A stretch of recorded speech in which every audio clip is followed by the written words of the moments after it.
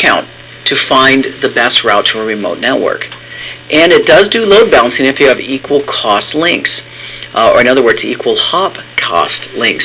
So in this instance, though, I have a 19.2 link from this network to this network, and of course T1's here. Which path would RIP take? Obviously, less hops is this way. This is 1 hop, so it does not consider bandwidth. So hop count metric selects the path.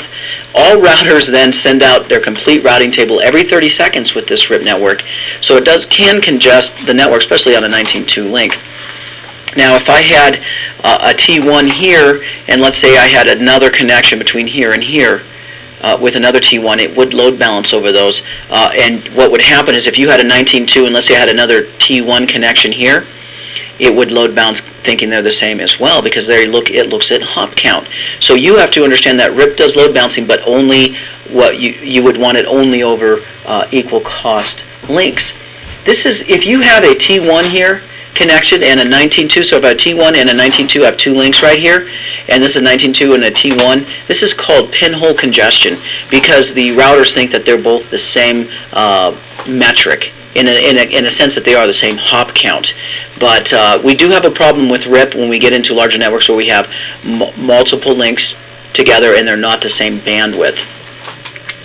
Now, to configure RIP, it's relatively simple, especially compared to static and default routing. The command is global config router RIP, press enter, and then the network number. Now remember that it must be a classful network number. For example, let's take a look down here, network 172.16.3.0 and 2.0.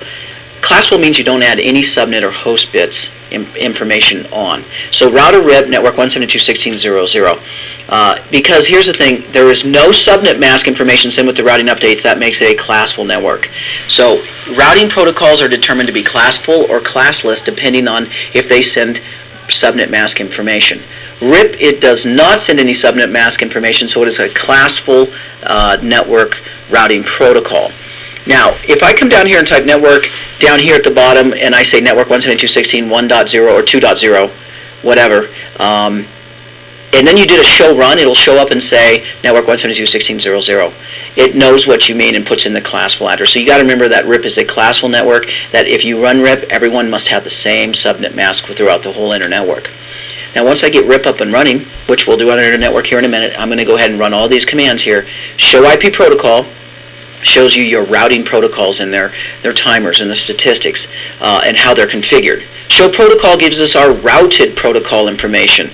The difference between routing and routed protocols. Routing protocols update routers. For example, RIP is a routing protocol, tells about directly connected and other neighbor routers it knows about. And show protocol shows us our routed protocols, and examples of that is IP and IPX. Show IP route is our routing tables, of course, and we'll look at that, as well as debug IP RIP, which shows us our RIP routing information being sent and received on our routers.